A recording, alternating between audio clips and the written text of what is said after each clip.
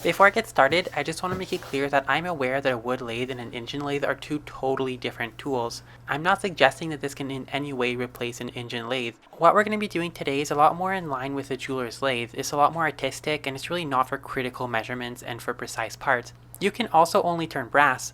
Even other soft metals such as aluminum and copper won't be able to turn a lathe like this. Brass is the only thing you can do.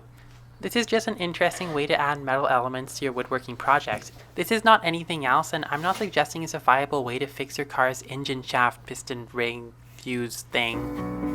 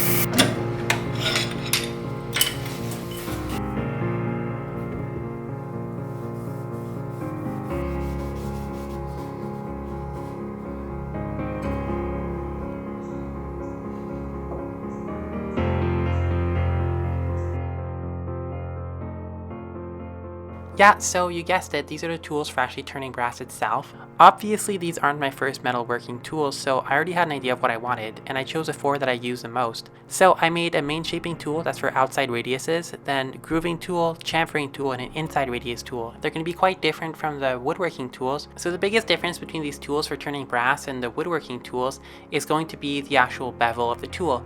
So on a turning gouge, it's going to be usually between 25 to 60 degrees, whereas these are going to be at about 85 degrees. Of course, the geometry looks a lot more like a scraper than a gouge, but the way you actually use them ends up being a little bit more similar to a gouge than to a scraper.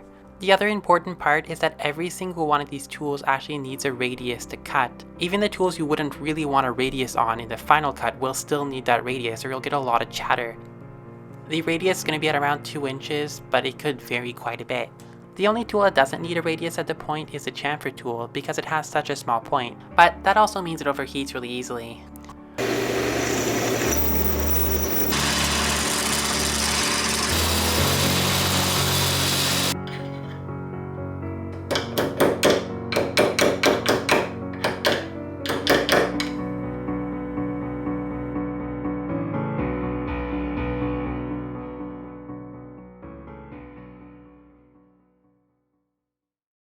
Now, before you start doing any real turning, it's important that you find an appropriate chuck. Your first option would be a collet chuck. They're great because they're highly reliable, there's no process to center them, and if you get the Chinese versions, they're quite cheap. The downside to these chucks is that they're not very good to actually hold odd size or weird parts. They also aren't really good at holding large parts or parts that are uneven or unsmooth. The next option would be a 4-jaw chuck. These are great because they're super versatile. Every single jaw is moved independently, which means you really have a lot of freedom to do wacky setups. What this also means is that you have to adjust every single jaw when you're also just centering it normally. This can take quite a while. It can take upwards of 15 minutes on a complicated setup, and these can be quite frustrating to use because they're not really built like the metalworking ones. They're super cheap and really not that reliable or that precise.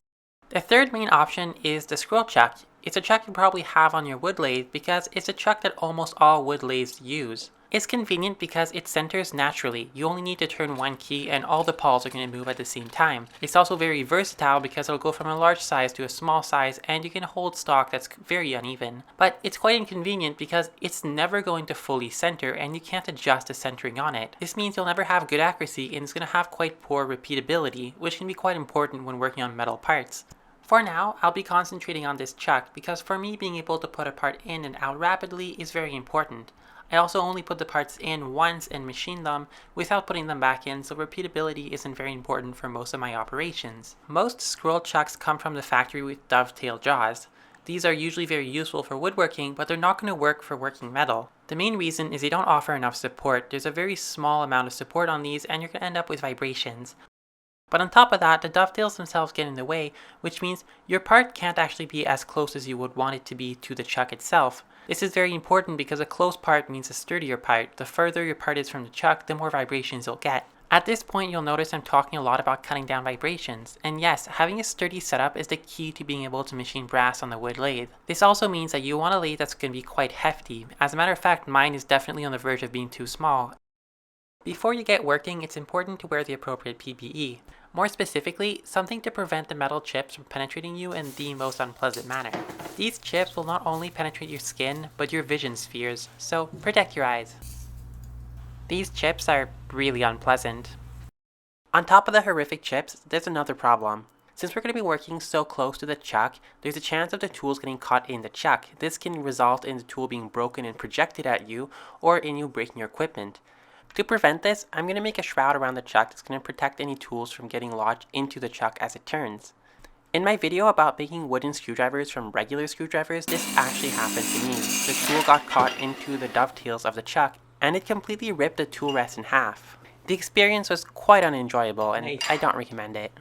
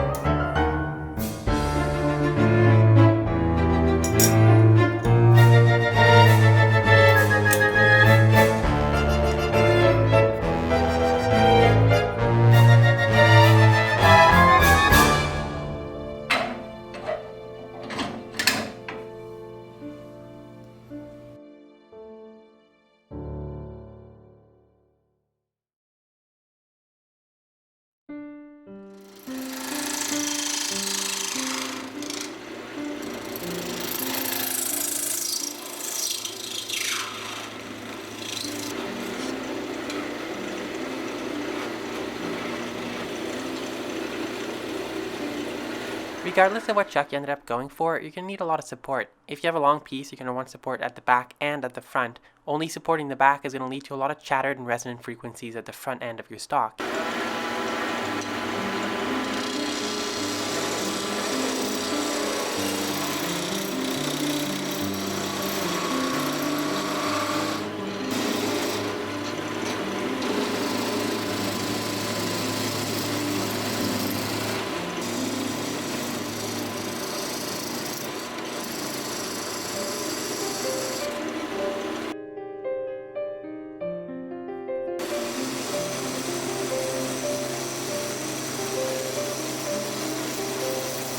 Just like with wood, you're going to want to skew your chisel while cutting brass. This is going to help give a very clean cut and going to put a lot less pressure on the machine. Failing to do so will result in shatter and other problems with resonant frequencies. You're also going to want a negative rake angle while cutting. This has the main objective of putting less pressure on the part and less pressure on the machine. If the skew and the rake angle are performed correctly, you can take quite sizable chips on the lathe. But keep in mind the cuts you're seeing in this video took me about a year to perform correctly.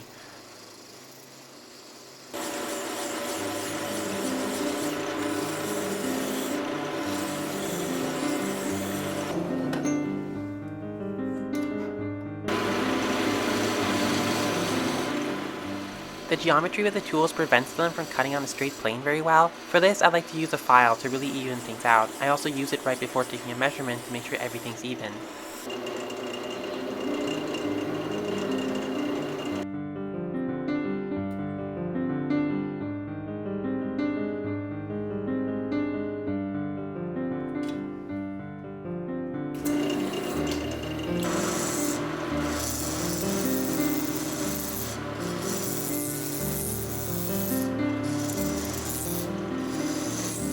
To reduce chatter, you never want to cut with the tools head on.